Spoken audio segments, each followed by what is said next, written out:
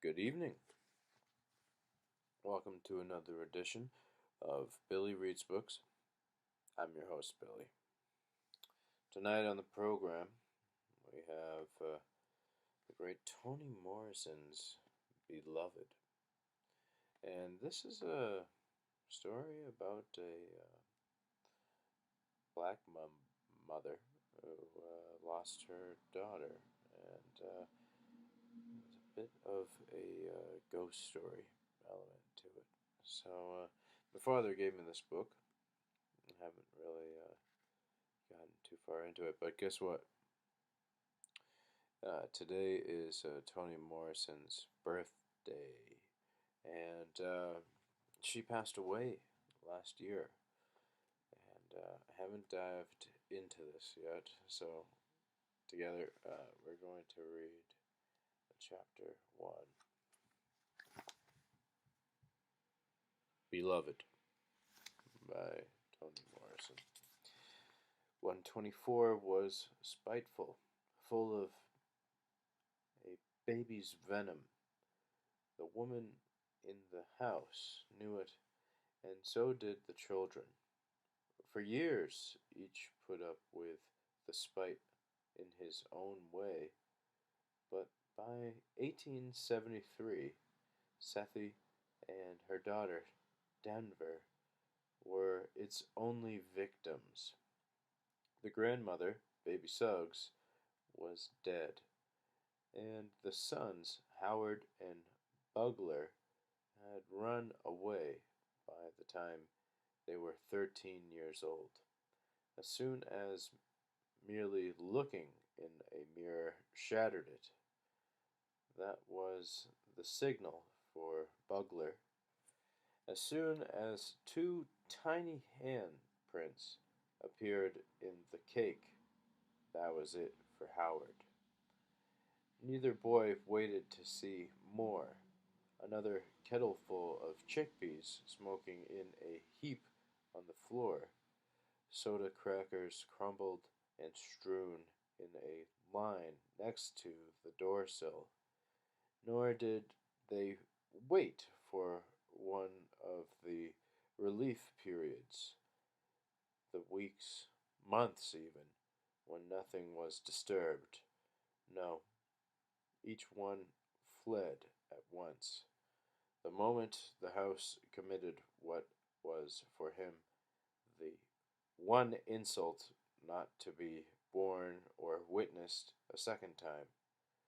Within 2 months, in the dead of winter, leaving their grandmother, Baby Suggs, Sethi, their mother, and their little sister, Denver, all by themselves in the gray and white house on Bluestone Road. It didn't have a number then, because Cincinnati didn't stretch that far. In fact, Ohio had been calling itself a state only 70 years when first one brother and then the next stuffed quilt packing into his hat, snatched up his shoes, and crept away from the lively spite the house felt for them. Baby Suggs didn't even raise her head.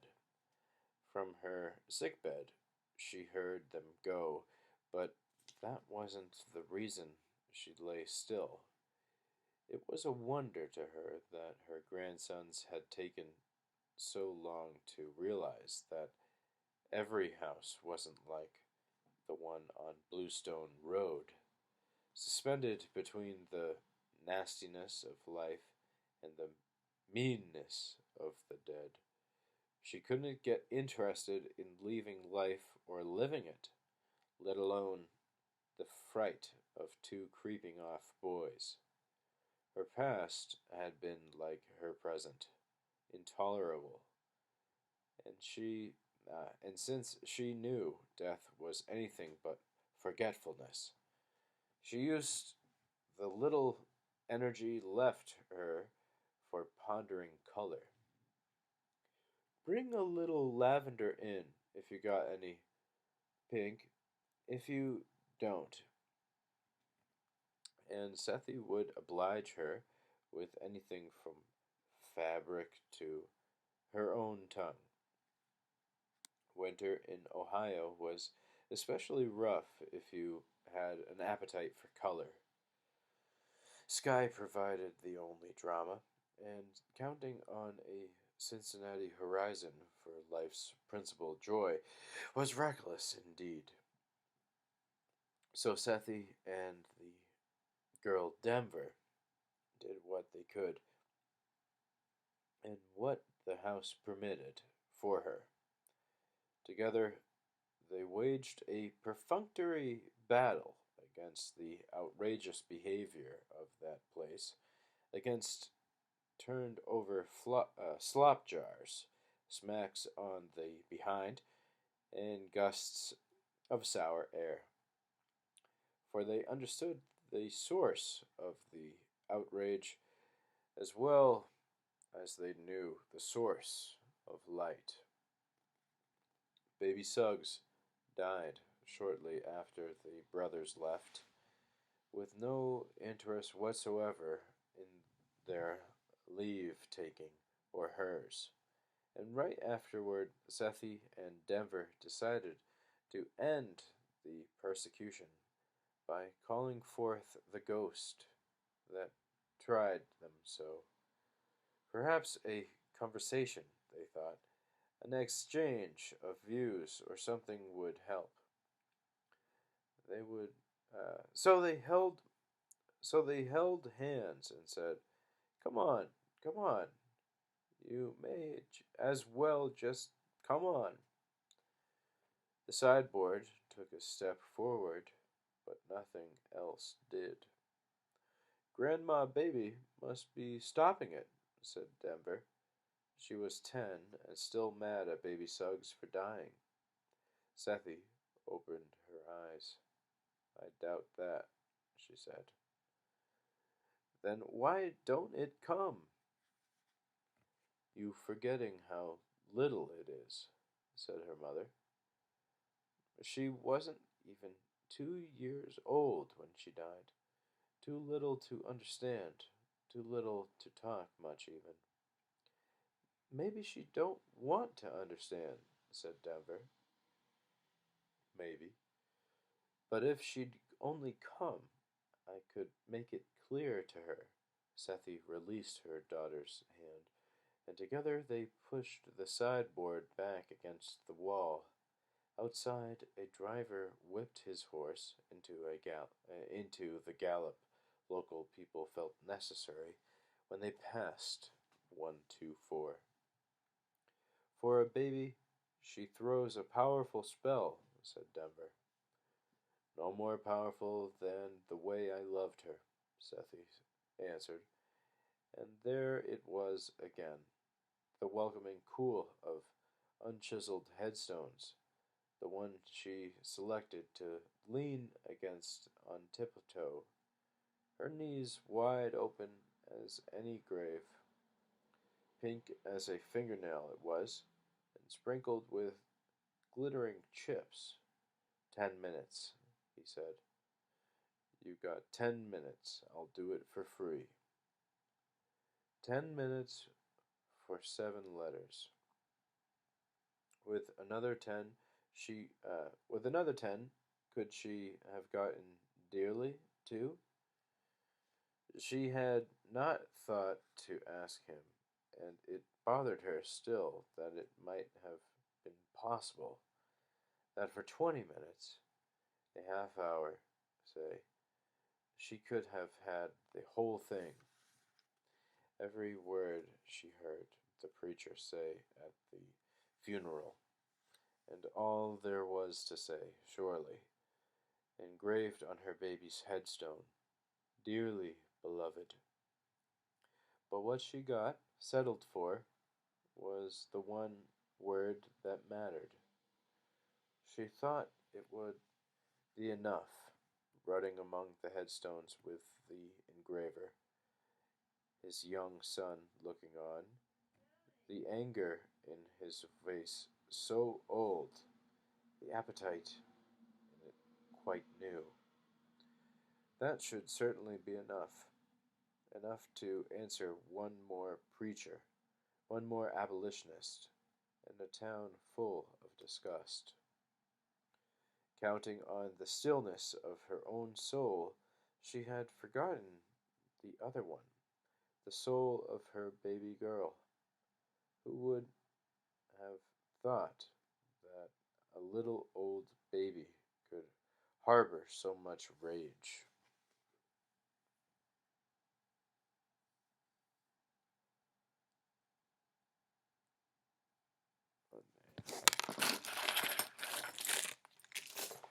I'm doing the show, Mark.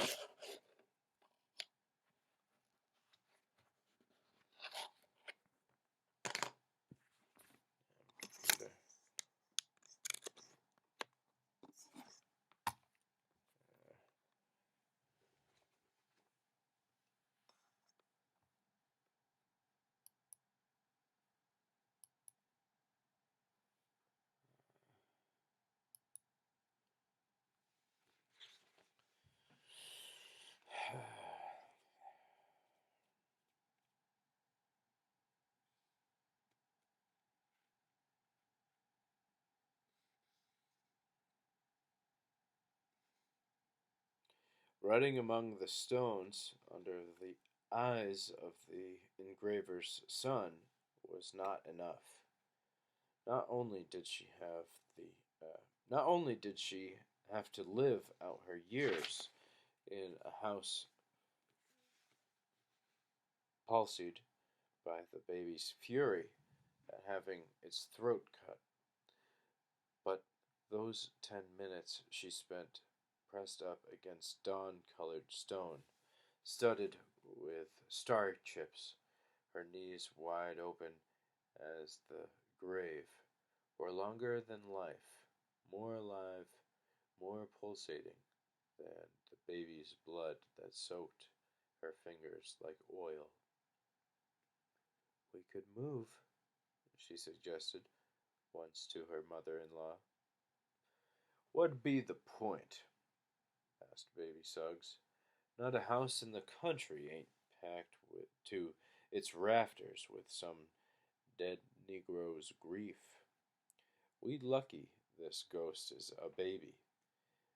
My husband's spirit was to come back in here, or yours? Don't talk to me. You lucky. You got three left. Three pulling at your skirts, and just one raising hell from the other side. Be thankful, why don't you? I had eight. Every one of them gone away from me. Four taken, four chased, and all, I expect, worrying somebody's house into evil. Baby Suggs rubbed her eyebrows. My firstborn, I can remember. All I can remember of her is how she loved the burned bottom of bread. Can you beat that? 8 children, and that's all I remember. That's all you let yourself remember, Sethi had told her. But she was down to one herself. One alive, that is. The boys chased off by the dead one, and her memory of Bugler was fading fast. Howard, at least, a head shaped had a head shape nobody could forget. As for the rest, she worked hard to remember as close to nothing as was safe. Unfortunately, her brain was devious. She might be hurrying across a field, running practically to get the pump quickly and rinse the chamomile sap from her legs. Nothing else would be in her mind. The picture of the men coming to nurse her was as lifeless as the nerves in her back when the skin buckled like a washboard. Nor was there the faintest scent of ink or the cherry gum and oak bark from which it was made. Nothing. just the breeze cooling her face as she rushed toward water. And then, sopping the chamomile away with pump water and rags, her mind fixed on getting every last bit of sap off, on her carelessness in taking a shortcut across the field just to save a half mile, and not noticing how high the weeds had grown until the itching was all the way to her knees. Then something, the plash of water, the sight of her shoes and stockings awry on the path where she had flung them, or "Here, boy," lapping in the puddle near her feet. And suddenly there was Sweet Home, rolling, rolling, rolling out before her eyes. And although there was not a leaf on that farm that did not make her want to scream, it rolled itself out before her in shameless beauty. It never looked as terrible as it was, and it made her wonder if hell was a pretty place too. Fire and brimstone, all right, but hidden in lacy groves, boys hanging from the most beautiful sycamores in the world. It shamed her, remembering the wonderful soaring trees rather than the boys. Try as she might to make it otherwise, the sycamores beat out the children every time, and she could not forgive her memory for that. When the last of the chamomile was gone, and she went around the front of the house, collecting her shoes and stockings on the way, as if to punish her further for her terrible memory. Sitting on the porch, not 40 feet away, was Paul D., the last of the Sweet Home men, and although she could never mistake his face for another's, she said, "Is that you?" "What's left?" He stood up and smiled. "How you been, girl, besides barefoot?" When she laughed, it came out loose and young. "Messed up my legs back yonder. Chamomile." He made a face as though tasting a teaspoon of something bitter. "I don't want to even hear about it. Always did hate that stuff." Sethi balled up her stockings and jammed them into her pocket. "Come on in. Porch is fine, Sethi. Cool out here." He sat back down and looked at the meadow on the other side of the road, knowing the eagerness he felt would be in his eyes. 18 years, she said softly. 18, he repeated, and I swear I've been walking every one of them. Mind if I join you? He nodded toward her feet and began unlacing his shoes. You want to soak them? Let me get you a basin of water. She moved closer to him to enter the house. No, can't baby feet. A whole lot more tramping they got to do yet. You can't leave right away, Paul D. You got to stay a while. Well, long enough to see baby Suggs, anyway. Where is she? Dead. Ah, no. When? 8 years now. Almost 9. Was it hard? I hope she didn't die hard. Sethi shook her head, soft as cream. Being alive was the hard part. Sorry you missed her, though. Is that what you came by for? That's some of what I came for. The rest is you. But if all the truth be known, I go anywhere these days. Anywhere they let me sit down. You looking good. Devil's confusion. You let me look good long as I feel bad. He looked at her, and the word bad took on another meaning. Sethi smiled. This is the way they were, had been. All of the sweet home men, before and after Hallie, treated her to a mild brotherly flirtation, so subtle you had to scratch for it.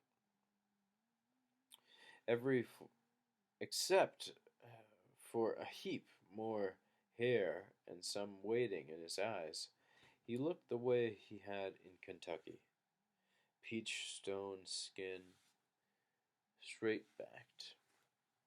For a man with an immobile face, it was amazing how ready it was to smile, or blaze, or be sorry with you,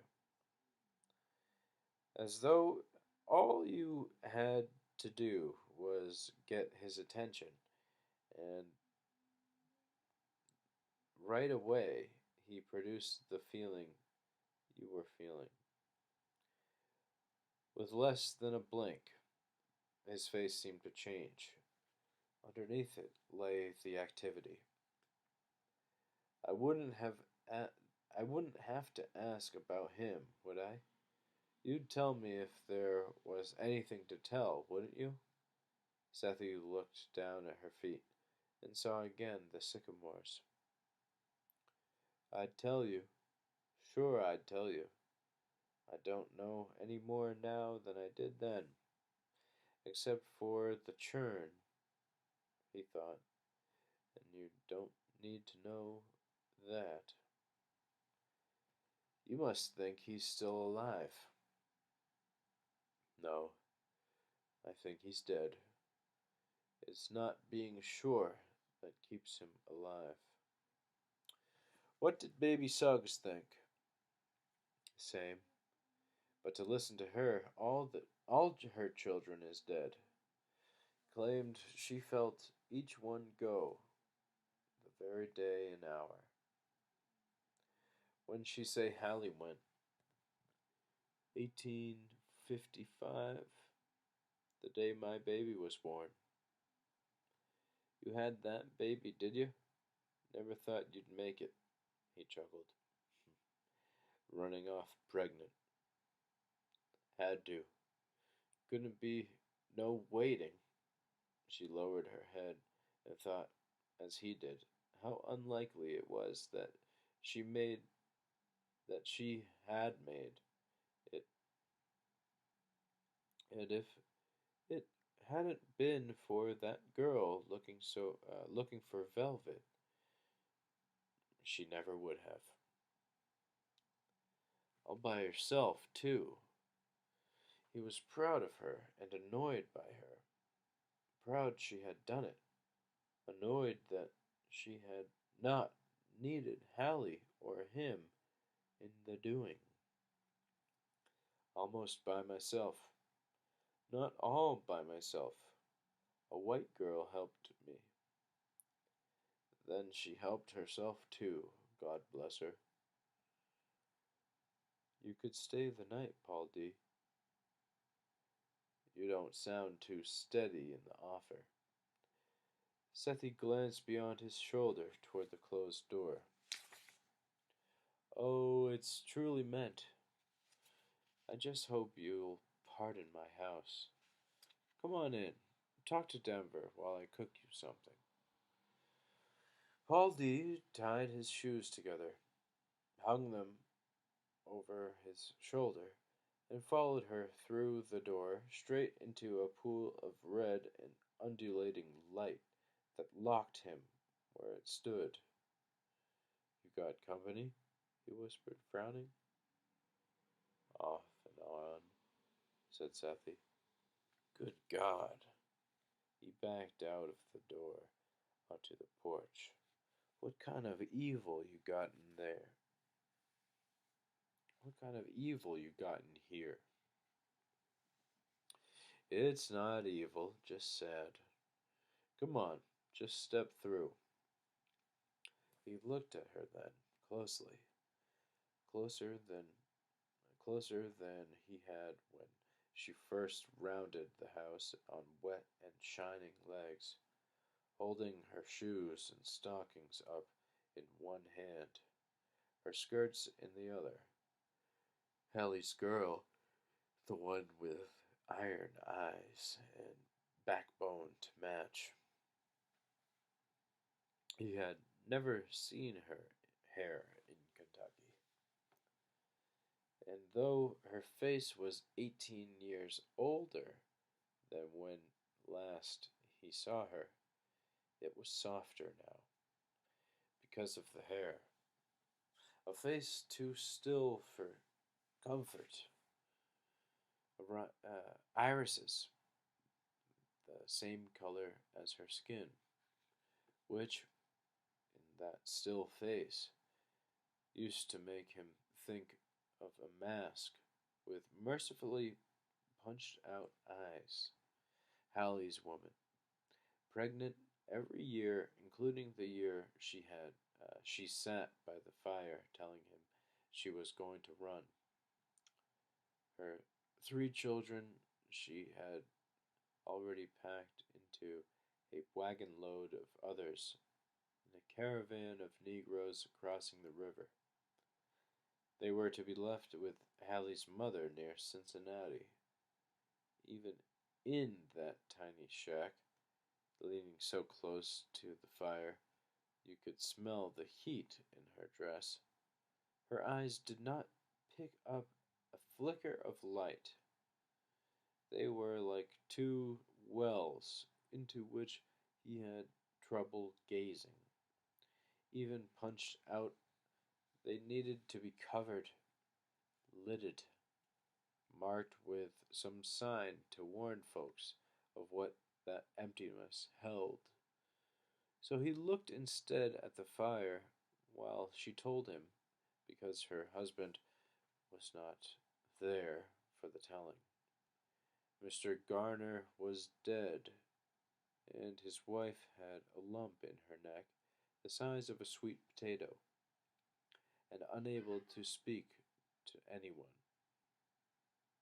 She leaned as close to the fire as her pregnant belly allowed, and told him Paul D., the last of Sweet Home Men, the last of the Sweet Home Men. There had been 6 of them who belonged to the farm, Sethi the only female. Mrs.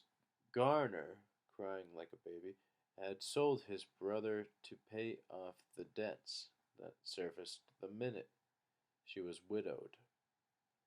Then schoolteacher arrived to put things in order. But what he did break three more home, 3 more sweet home men.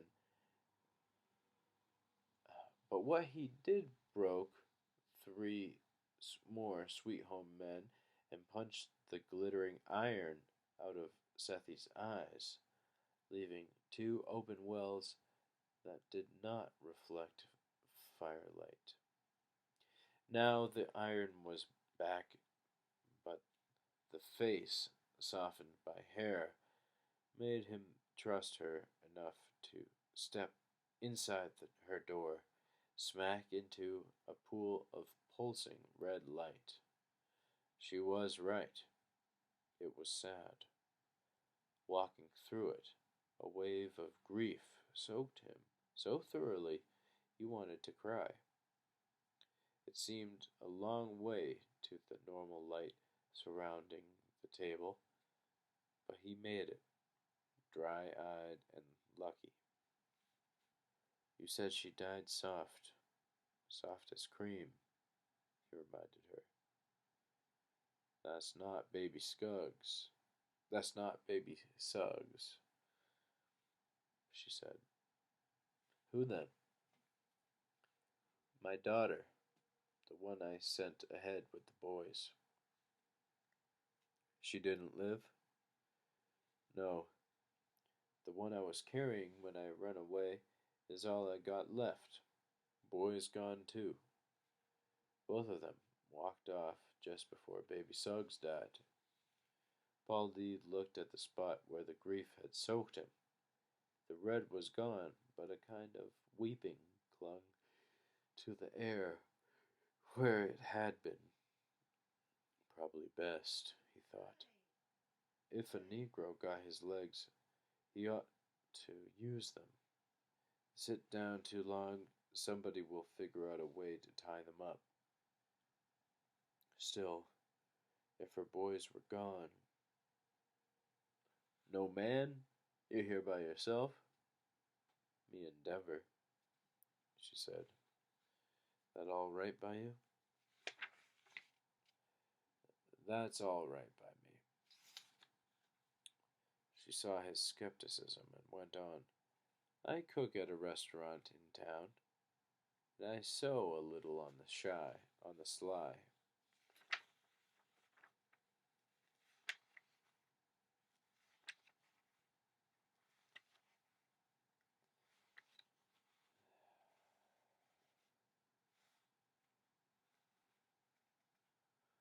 Paul D. smiled then, remembering the bedding dress. Sethy was 13 when she came to Sweet Home, and already iron-eyed.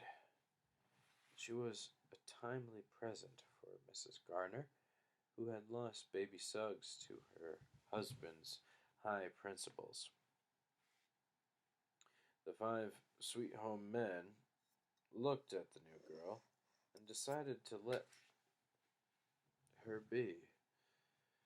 They were young and so sick with the absence of women they had taken to calves. Yet they let the iron-eyed girl be, so she could choose in spite of the fact that each one would have beaten the others to mush to have her. It took her a year to choose, a long, tough year of thrashing on pallets eaten up with dreams of her, a year of yearning when rape seemed the solitary gift of life. The restraint they had exercised, possible. The time now is 1 o'clock. Thank you, Jeeves. The restraint they had exercised, possible only because they were Sweet Home men, the ones Mr. Garner bragged about, while other farmers shook their heads in warning at the phrase. Y'all got boys, he told them. Young boys, old boys, picky boys, stroping boys. Now at Sweet Home, my niggers is men, every one of 'em.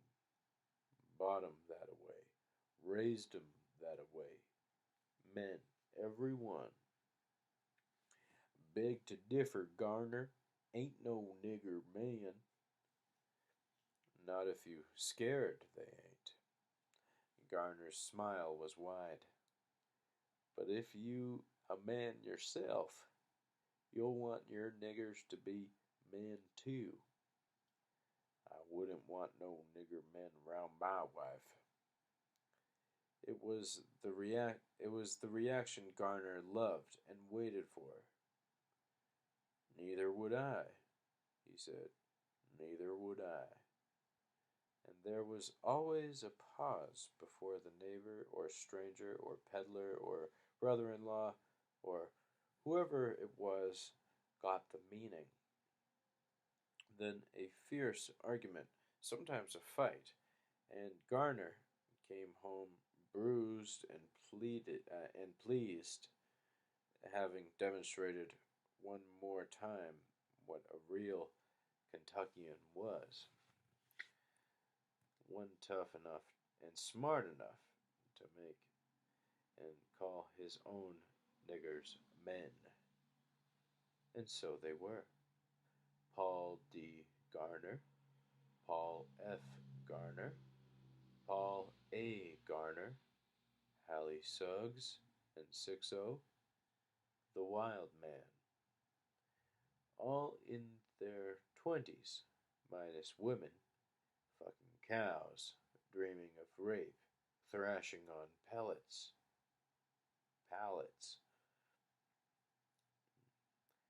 rubbing their thighs and waiting for the new girl, the one who took Baby Suggs' place after Hallie bought her with 5 years of Sundays. Maybe that was why she chose him. A 20-year-old man, so in love with his mother, he gave up 5 years of Sabbaths just to see her sit down for a change was a serious recommendation. She waited a year, and the sweet home men abused cows while they waited for her, while they waited with her.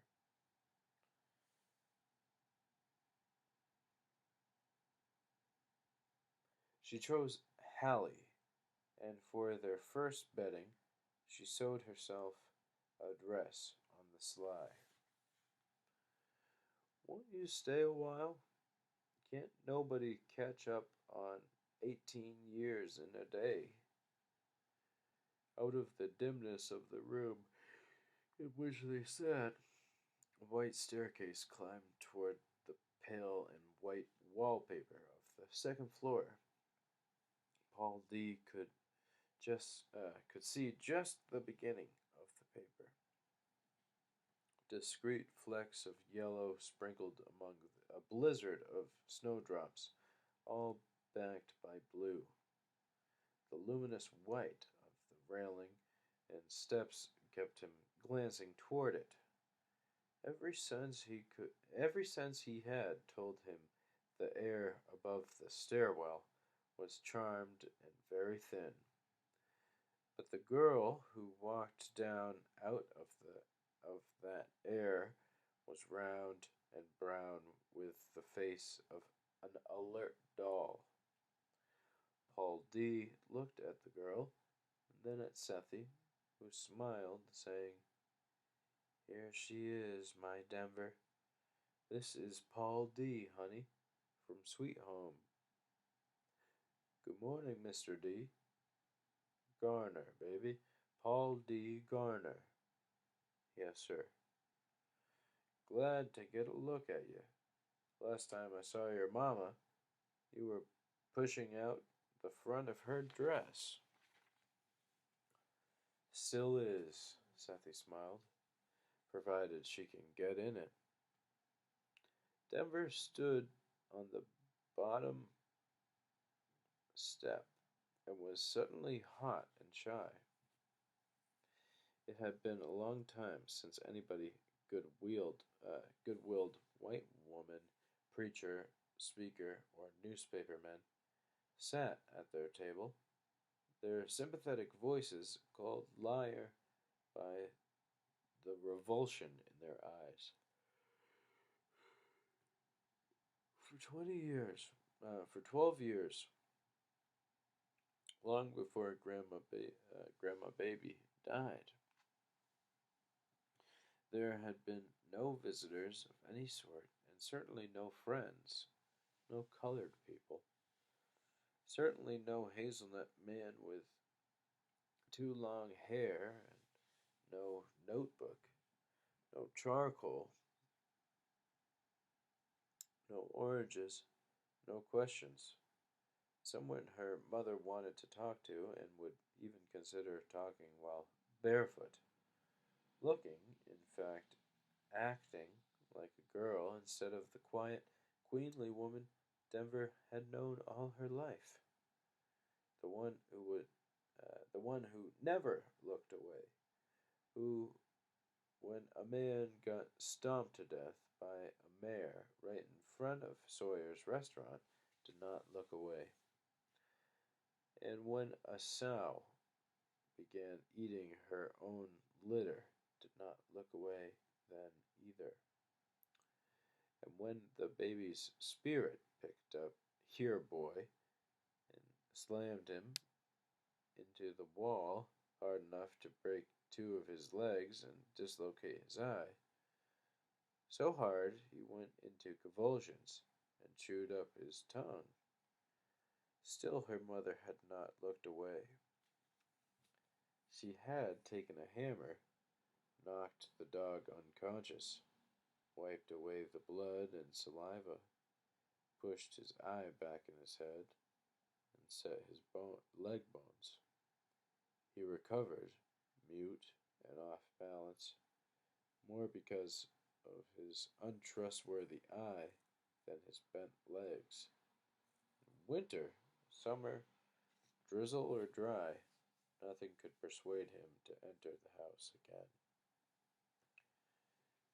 Now, here was this woman, with the presence of mind to repair a dog gone savage, with pain rocking her crossed ankles, and looking away from her own daughter's body, as though the size of it was more than vision could bear.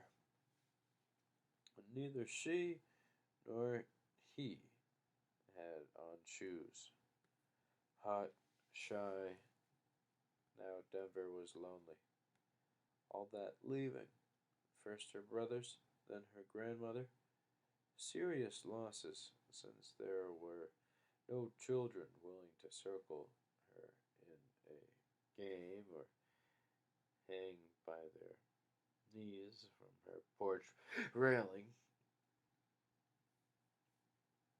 None of that had mattered, as long as her mother did not look away, as she was doing now, making Denver long, downright long, for a sign of spite from the baby's ghost. "She's a fine-looking young lady," said Baldy. "Fine-looking. Got her daddy's sweet face. You know my father?" "Knew him. Knew him well." "Did he, ma'am?" Denver fought an urge to realign her affection. "Of course he knew your daddy. I told you, he's from Sweet Home." Denver sat down on the bottom step. There was nowhere else gracefully to go. They were a twosome, saying, "Your dad." They were a twosome, saying, "Your daddy." And Sweet Home, in a way that made it clear both belonged to them and not to her, that her own father's absence was not hers. Once the absence had belonged to Grandma Baby, a son deeply mourned because he was the only one. He was the one who had bought her out of there. Then it was her mother's absent husband. Now he was this hazelnut stranger's absent friend. Only those who knew him well, could claim his absence for themselves. Just as openly, just as only those who lived in Sweet Home could remember it, whisper it, and glance sideways at one another while they did. Again, she wished for the baby ghost, its anger thrilling her now, where it used to. Wear her out. Wear her out. "We have a ghost in here," she said. worked. They were not a twosome any more. Her mother left off swinging her feet and being girlish. Memory of sweet home dropped away from the eyes of the man she was being girlish for. He looked quickly up the lightning white stairs behind her. "So I hear," he said. "But sad, your mamma said, not evil." "No, sir," said Denver, "not evil, but not sad either." "What then?" "Rebuked. Lonely and rebuked. Is that right?" Paul D. turned to Sethi.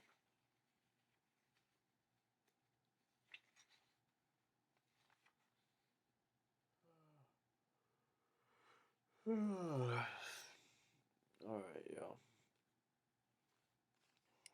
I'm gonna have to go to bed now. Thank you for tuning in to Billy Reed's books. I'm gonna get part 2 open tomorrow. I'll catch you on the flip flop. See you next week.